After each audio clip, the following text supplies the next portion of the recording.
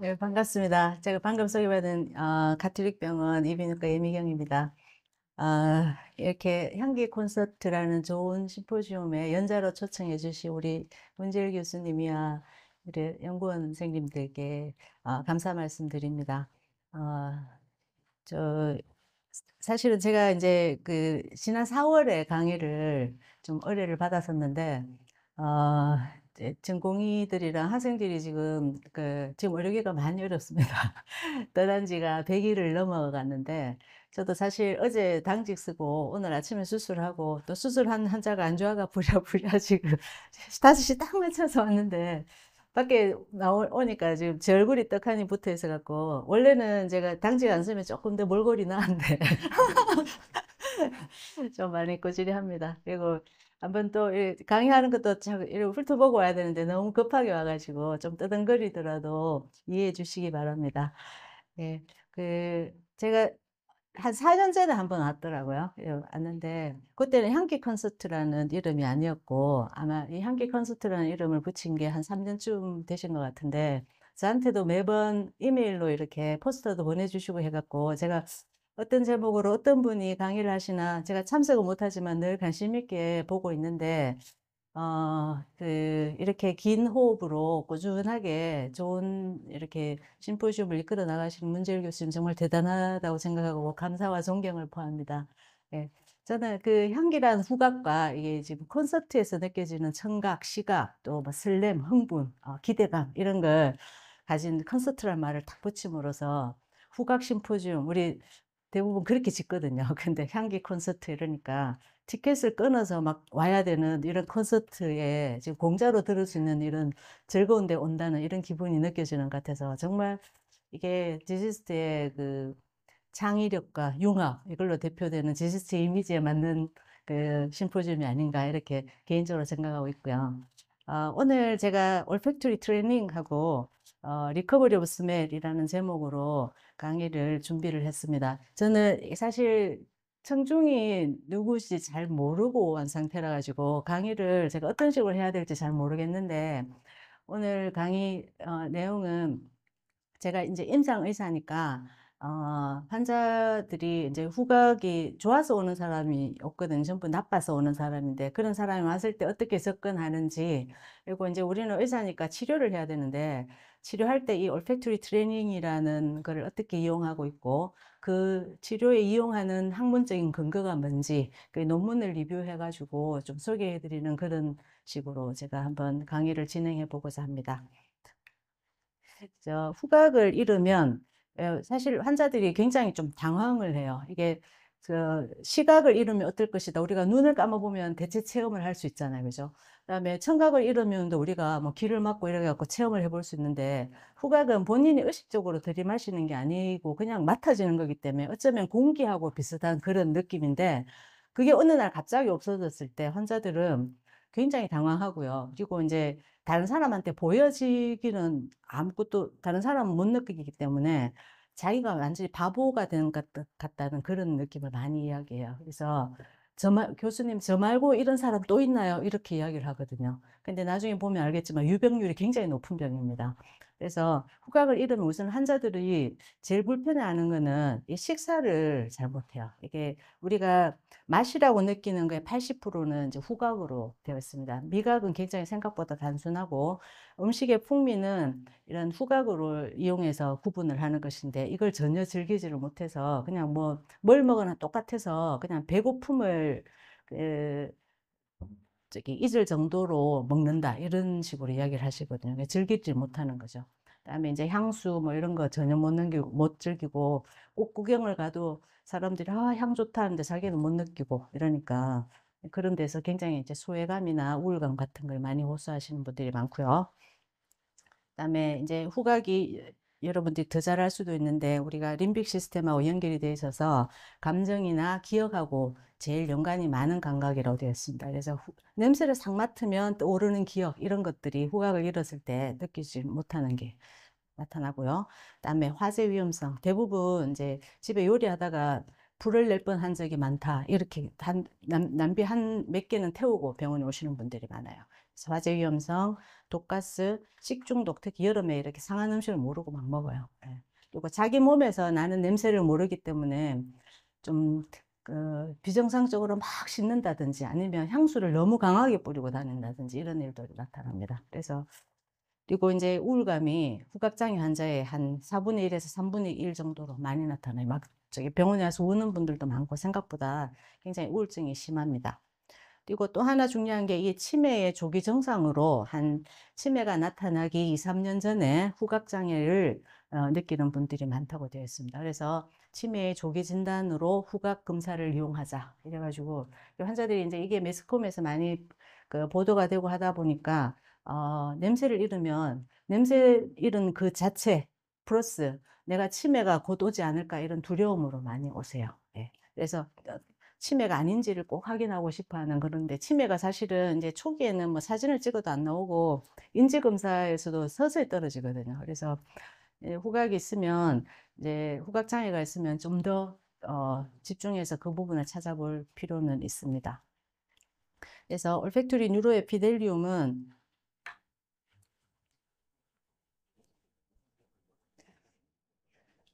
여기 인체 코에서 저 머리 쪽에 가까운 이게 코 천장 쪽에 분포를 합니다.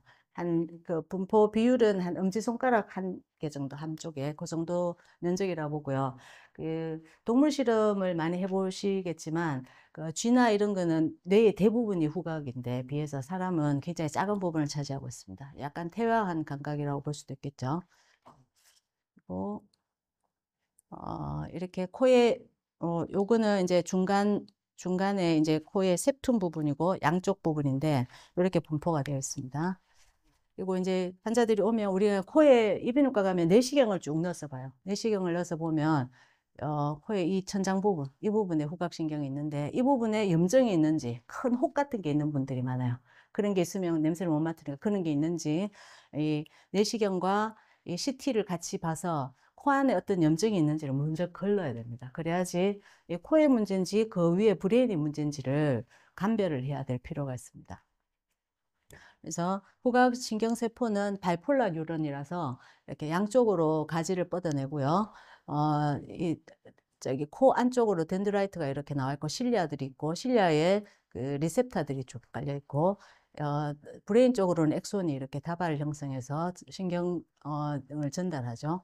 그리고 이제 특징적인 거는 여기에 이제 그 베이잘셀이라는 스템셀 역할을 하는 세포가 있어서 계속 리제너레이션을 우리가 뇌신경 중에 유일하게 바깥에 노출되어 있기 때문에 손상이 굉장히 많습니다. 뭐 쉽게 진짜 감기만 걸려도 죽어버리는 신경이기 때문에 이런 그 스템셀이라는 예비군을 장착을 하고 있는 유일한 신경이라고 보시면 되겠습니다. 그래서 이 이제 후각 장애는 이렇게 코 안에 문제가 생기는 경우 이런 걸 이게 코 안으로 공기가 못 통해서 생기는 전도성 장애로 분류를 하고요. 반면에 이 신경 이후에 생기는 그 올팩토리 뉴로에피델리움 이후에 생기는 센소리 뉴럴 타입 그 신경 감각신경성 장애 그리고 이 두 개가 같이 있는 혼합성 장애 이렇게 나눕니다. 그래서 전도가 안 되는 코 쪽에 문제인 거는 제일 많은 건 우리 감기 걸렸을 때요. 그다음에 급성 비염, 급성 부비동염. 급성하는 거는 아주 한 달 이내에 짧은 기간 동안 염증이 오는 거거든요. 그다음에 코 구조 이상, 코에 뭐 삐뚤어졌다든지 큰 혹이 있다든지 이런 거 때는 그것만 해결해 주면 신경이 살아있기 때문에 공기가 잘만 전도되면 해결되는 그런 게 전도장애고요. 그다음에 감각신경성 장애는 머리를 크게 다쳤을 때, 그다음에 그 알츠하이머나 파킨슨 같은 뉴로 디제너러티브 디지즈가 있을 때, 뇌종양 같은 게 있을 때 이런 경우는 점점 퇴행성으로 자꾸 진행을 하는 경우가 많고요. 그다음에 혼합성은 이게 그 바이러스 감염이 맹감기인데 감기가 그냥 쉽게 낫는 사람도 있지만 이게 남아가 후각 장애를 계속 끌고 가는 사람들이 있어요. 그래서 그 차이점은 우리 아직 모르고 있습니다. 바이러스 종류가 다른 것도 아니고 환자가 다른 것도 아니고 뭔지 확실히 잘 몰라요. 예. 그래서 이 바이러스 감염 이게 사실은 제일 많고요.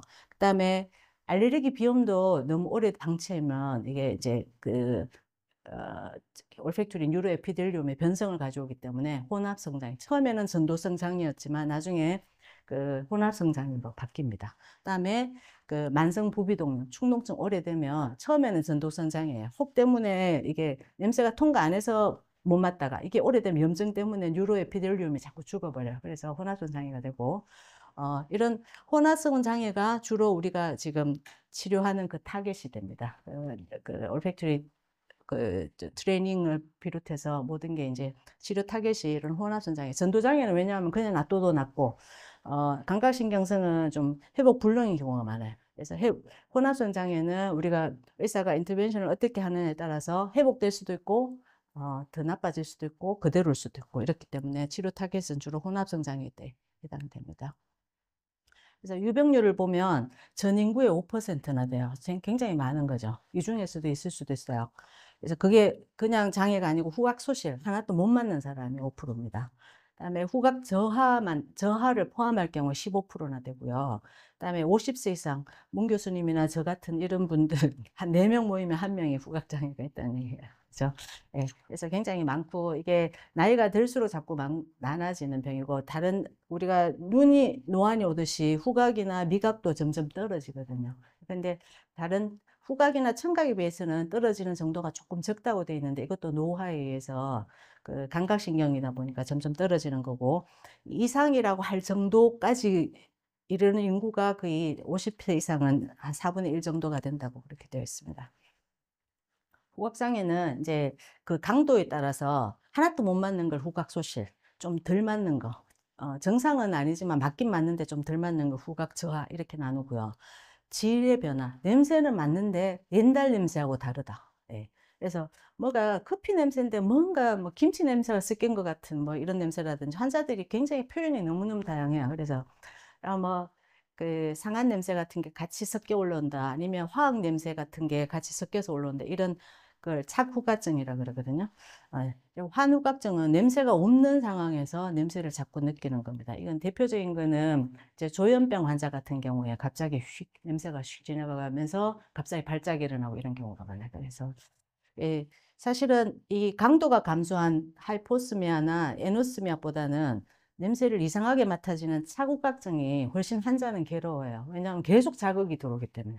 냄새 못 맡는 사람은 누가 캐가지고 이제 불편하지만 자기 혼자 있을 때는 뭐 몰라요. 불편한 건 떠오르는데 차국각증은 밥 먹을 때마다 계속 막 토할 것 같다고 그러고 그런 분들이 많아요. 예. 그래서 이러면 이제 환자가 왔을 때 검사를 해야 되는데 후각 검사도 참 이게 주관적인 감각이고 이러다 보니까 검사하는 게 쉽지 않습니다. 그래서 여러 가지 방법을 많이 쓰는데 제가 4년 전에 이 검사법으로 한번 강의를 한 적이 있더라고요. 근데 우리 지금 한국에서 제일 많이 쓰는 검사 중에 한 개가 이 코리안 버전 스니프 앤 스틱스 테스트라고 이거 독일에서 만든 코발이라는 사람이 만든 걸 갖다가 한국 사람이 전혀 모르는 냄새가 몇 가지 있어가 그걸 빼고 간장, 참기름, 바닐라, 송진을 4가지를 빼고 4가지를 집어넣은 게 코리안 버전이에요. 요걸 제일 많이 씁니다. 그래서 검사는 3가지 종류로 나누는데 스레시홀드 테스트, 역시 부타놀이라는 그 물질을 이게 16단계로 희석을 해가지고 어느 단계에서 맞는지를 보는 겁니다. 그래서 그게 스레시홀드고요. 그다음에 디스크리미네이션은 병을 여기 그 밑에 이렇게 요게 키트인데 여기에서 3개 중에 2개는 같고 1개는 달라요. 그래서 그걸 골라내는 검사예요. 그다음에 아이덴티피케이션은 사지선다형입니다. 냄새를 맡게 하고 무슨 냄새예요 이렇게 하는 수프라 스레시홀드 레벨에서 검사하는 건데 그래서 스레시홀드 디스크리미네이션 아이덴티피케이션 TDI 스코어 이 3개의 합산으로 해서 우리 환자 그냥 몇 점이다 이렇게 해가지고 진단을 내립니다. 그래서 이거는 파루스미아 우리 착국가증은 진단하기 어렵고 그 잘 못 맞는 저후각증이나 후각 소실증을 이걸로 진단하기는 쉽겠죠. 그래서 TDI 스코어로 뭐 15점 이하면 냄새 소실로 본다. 그다음에 15점에서 한 30점 가까이는 저후각증이다. 이렇게 그 위에는 정상 후각이다. 이런데 이제 사람마다 연령대마다 조금 차이가 있어요. 이거를 그냥 점수 그대로 받아들이면 안 되고 냄새는 맡아도 저 연세 있으신 분은 이게 무슨 냄새인지는 몰라요. 여기서 바닐라 뭐 이런 것도 모르고 버터향 이런 것도 모르시기 때문에 그걸 이렇게 감안해서 뭐 어떤 문장이 틀렸는지를 다시 보는 과정이 꼭 필요합니다. 임상 의사들은. 그래서 대체적으로는 TDI 스코어로 판정을 하도록 그렇게 되어 있고요. 그래서 이 스레시홀드는 우리가 아까 말했던 전도 성장의 코 레벨에서 우리가 주로 극의 기능을 대변한다고 보고 있고요. 디스크리미네이션하고 아이덴티피케이션은 그 위에 상위 레벨, 후각, 뉴레피델륨 이상에서 이제 올팩토리 벌브나 올팩토리 트랙트 그쪽의 기능을 대변한다고 보고 있습니다. 그래서 각각도 TDI 스코어 총합만 볼 것이 아니라 T가 떨어졌는지 D가 떨어졌는지 I가 떨어졌는지를 보고 진단을 하는 걸 권장을 하고 있고요. 그다음에 이렇게 와서 이제 환자를 진단까지 했는데 그럼 치료를 어떻게 하나 여기서 막힙니다. 그래서 우리 이비인후과에서 후각을 전공하는 분이 굉장히 적다고 말씀하셨는데 그 이유가 확실한 치료를 우리가 못 해주기 때문에 환자가 왔으면 그냥 지내세요. 옛날만 해도 그랬어요. 그래서 의사가 그런 걸 확실하게 해줄 수 있는 것들에 더 집중하게 돼 있거든요. 수술을 해서 낫는 병, 이런 병을 사실은 우리는 좋아합니다.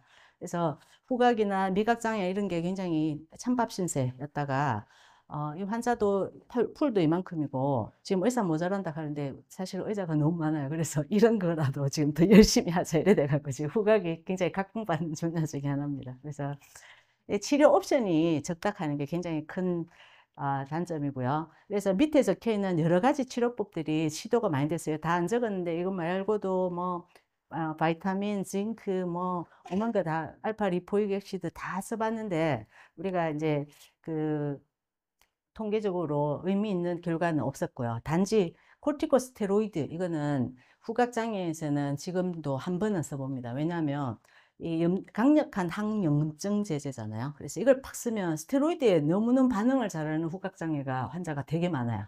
스테로이드를 한번 써보고 그게 있는데도 돌아갈 필요가 전혀 없거든요. 그래서 스테로이드 써보면 확 좋아지는 사람은 하늘만 들어가도 확 냄새가 나는 사람이었어요. 물론 그런 분은 연구이 되지 않고 여기도 보면 있지만 이게 지속 시간이 길지가 않습니다. 그래서 이제 나온 치료 대안이 이제 이게 이 올팩토리 너브가 다른 신경하고 다른 게 뭐였더라? 이게 재생 가능성이 있다. 그다음에 뉴럴 플라스티시티 이게 굉장히 중요한 부분에 초점을 맞추게 됐습니다. 그래서 올팩토리 리커버리를 유도할 수 있는 자극을 주는 치료가 뭐 없을까 해서 이제 도입된 게 올팩토리 트레이닝인데요. 이 올팩토리 트레이닝은 이거 경험적인 베이스에서 시작이 됐다고 보시면 됩니다. 그래서 이 해닝이라는 사람이 1916년 우리 그때 일제강점기에 우리는 지금 먹고 살기 바빴는데 이 사람은 벌써 후각에 대해서 연구를 하고 후각을 분류를 하고 그거에 대해서 끊임없이 연구를 했다는 게 참 놀라운데요. 그래서 이 사람은 와인을 취급하는 와인 트레이드가 와인 냄새에 굉장히 더 민감하더라. 이런 걸 알게 되었고, 그다음에 본인이 후각에 대해서 연구하면서 쿠마린이라는 물질을 굉장히 많이 다뤘다면서 11년 동안이나 다루면서 이게 지금 우리 섬유유연제 같은 데도 쓰는 그런 향이거든요. 그래서 이 향은 지가 세상 누구보다도 더 민감하게 잘 맡는다는 걸 자기가 생각을 하게 됐는 거예요. 그래서 아마 이거 냄새에 자꾸 익스포즈를 하면 더 냄새가 더 그 능력이 더 향상되는 것 같다. 이런 걸 생각을 했고, 그러면 냄새를 계속 주면 더 잘 맡겠나? 이런데 그건 아니라는 게 밑에 나와 있죠. 그러니까 계속 스모커들도 마찬가지고, 우리끼리는 마늘 냄새 못 맡는데 서양 사람들은 동양인의 마늘 냄새 우리 계속 익스포즈 되니까 우리가 더 오히려 둔감한 거예요. 그래서 컨티뉴어스한 익스포즈 말고 이렇게 리스트릭트 할 필요가 있겠다. 이런 이론이 바탕이 돼서 이제 올팩토리 트레이닝이라는 그 프로그램을 만든 거죠. 그래서 제일 유명한 게 여기 허멜이라는 독일의 PhD이신데요. 이분이 이제 논문을 발표한 게 조금 이제 아주 우리가 고전처럼 인용이 되고 있습니다. 그래서 이제 올팩토리 트레이닝을 이제 컨트롤 그룹과 나눠서 이렇게 했어요. 그래서 포스트 인펙셔스 올팩토리 디스오더 이거 감기 끝에 온 사람, 그다음에 트라우마 후에 온 사람, 원인을 모르게 온 사람 이렇게 세 가지 원인을 나눠서 여기 염증 있는 사람, 축농증 있는 사람 뺐어요. 그래서 12주 동안 3개월 동안 매일 2번 4가지 향으로 트레이닝을 시킵니다. 그랬더니 트레이닝 시켰던 그룹에서 내버려둔 사람보다 훨씬 좋아지더라. 이런 논문을 발표를 했어요. 그래서 아까도 좀 전에 나왔지만 후각장애 원인은 이렇게 4가지 메인 1, 2, 3, 4 이게 제일 많은 원인이고 기타 등등입니다. 근데 그래서 이 폐쇄성 피부이동 질환은 우리가 그 수술이나 약물 치료로 호전이 많이 돼요. 그렇기 때문에 올팩토리 트레이닝을 굳이 안 합니다. 수술하고 계속 안 좋아지는 사람한테만 시도해보고 이런 논문이 거의 없고요. 그다음에 이 상기도 감염 후에 오는 경우 이게 제일 많다고 봅니다. 그래서 올팩토리 트레이닝에도 이게 제일 잘 들어요. 그다음에 머리 손상, 이 교통사고나 뭐 이런 거나 아니면 심지어 이제 눈길에 미끄러지거나 이런 머리 살짝 부딪혀도 후각이 완전히 가버리는 사람 생각보다 많습니다. 이게 구조상 그 크리브리폼 플레이트라 그래서 막 이렇게 가는 그 신경 가닥들이 뼈 사이사이 구멍으로 채처럼 고기에 싹 올라가기 때문에 머리가 한번 확 부딪히면서 앞으로 갔다 뒤로 가면 싹 쓸려버려요. 그래서 끊어져 버리면 잠시 넘어졌을 뿐인데 뇌는 별로 안 다쳤는데 후각이 확 가버리는 사람이 생각보다 많습니다. 네. 이런 경우나 원인 불명 이것저것 없이 막 모르겠다. 이것도 뭐 찾다가 보면 다른 게 나타날 수도 있겠죠. 그런데 도저히 우리가 히스토리 테이킹 해가지고 환자 병력으로는 뭔지 모르는 이런 경우에 주로 이 밑에 세 가지의 올팩토리 트레이닝을 실시를 합니다. 예, 아까 그 해닝이라는 사람이 이게 향을 막 분류를 해갖고 서로 가까운 향, 먼 향을 이렇게 분류를 해가지고 이런 프리즘 형태를 만들었는데, 그래서 우리가 이 프라이머리 오더 카테고리라 그래가지고 이 6가지 카테고리를 나눴어요. 꽃향기, 과일향, 썩은 냄새, 향신료, 수지, 탄 냄새 이렇게 나눴는데 이 6가지 중에 썩은 냄새, 탄 냄새는 나쁜 향에 속하거든요. 이 두 개는 트레이닝 시키기가 옆 사람한테도 좀 그렇고 가지고 다니기도 그렇고 하기 때문에 그 두 개를 빼고 요 4가지에서 대표 향을 뽑아서 꽃향기 대표 로즈, 과일향 대표 레몬, 향신료 대표 클로브스, 그다음에 수지향 대표 유칼립투스 이렇게가 이 4가지 향으로 올팩토리 트레이닝을 시키는 프로그램을 이 사람이 만들었어요. 그래서 우리 병원에서도 지금 그렇게 하고 있는데 어떤 향을 만들어서 쓰는 병원도 있고 저처럼 이렇게 상품화돼서 파는 아로마 오일을 쓰는 경우도 있어요.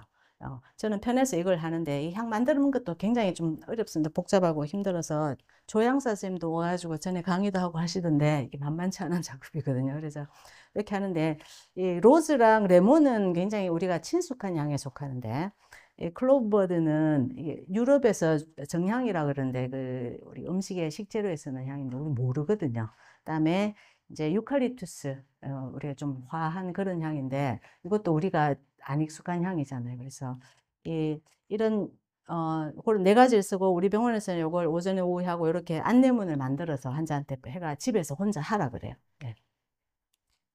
그래서 그 하고 나 논문들을 보면 트라우마 받은 후에 또는 그 감기 걸린 후에 올팩토리 디스펑션 온 사람들을 비교한 논문을 보면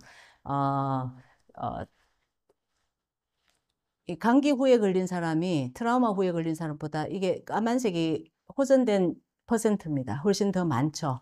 그렇지만 이 2개 다 컨트롤보다는 훨씬 많은 것을 알 수 있습니다. 그래서 이 트라우마틱도 아무것도 안 하는 것보다는 좋다. 근데 예. 근데 이제 트라우마도 트라우마 나름이에요. 머리 아까 약간 넘어진 거 이런 경우는 잘 돌아오는데 정말 막 틀어가고 박았다 이러면 뭔 짓을 해도 안 돌아와요. 그래서 트라우마 자체의 시베리티하고 더 관계가 있는 것 같고요.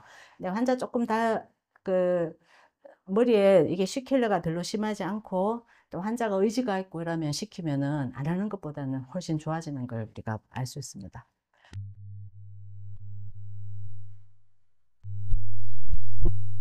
트라우마틱도 조금 더 늦게 좋아지기 시작해서 나중에는 좀 컨트롤보다는 훨씬 좋아지는 것을 보여주는 그래프고요. 이 TDI 검사상 말고 환자가 본인이 느끼는 subjective rating 앱스도 역시 비슷한 걸 보여주고 있습니다.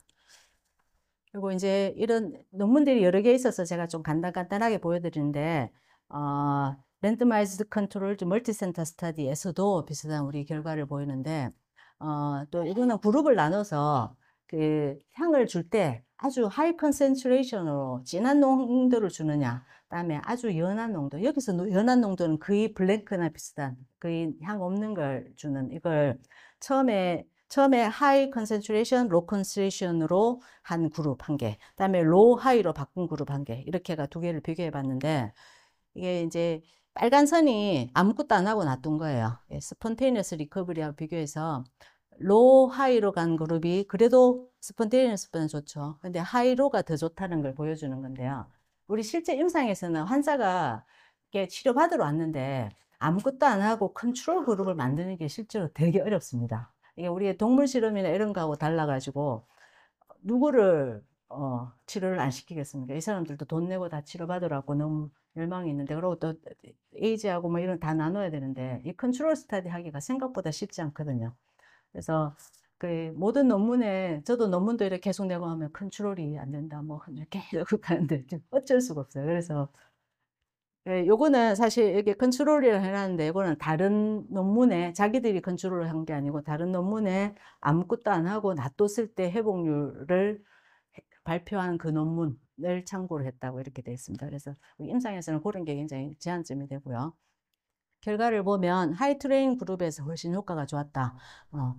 그다음에 나중에 재발률도 훨씬 적었다. 그래서 그렇지만 로우 컨센트레이션을 한 것도 컨트롤보다는 좋더라. 이런 건데 치료는 이 올팩토리 트레이닝은 굉장히 세이프하다 하는 게 큰 장점이고 그다음에 사이드 이펙트가 없다는 거. 이게 스테로이드하고 제일 대비되는 부분입니다. 스테로이드를 쓰면 환자들이 사이드 이펙트가 없는 사람도 있는데 먹으면 속이 다 뒤집어지고 막 얼굴이 이렇게 부어갖고 오는 분들도 있어요. 그리고 막 잠을 한숨도 못 잤다 하는 사람도 있고 막 굉장히 다양합니다. 그래서 이거 약은 롱텀으로 쓸 수가 없어요. 숏텀으로 1주 내지 2주 정도만 써보거든요. 근데 올팩토리 트레이닝은 3개월, 6개월, 심하게는 이제 이 논문에 근거해서 12개월 이내, 첫 12개월 이내에 치료하는 게 효과가 좋다고 되어 있기 때문에 저 같은 경우에는 한 1년 해보시라고 권하고 있습니다. 그래서 그 하는 동안에 사이드 이펙트가 없어요. 본인이 게을러서 못하는 거지. 이걸 향 들이마시는 게 어렵진 않거든요. 그리고 이제 그 아까 로 컨센트레이션을 했을 때 그 스니핑 하는 행위 자체가 그것도 브레인을 자극하는 것 같다. 그래서 이걸 좀 들이마실 때 세게 들이마시고 하는데 요거는 아직은 다른 최근 데이터에 의하면 좀 미미하다.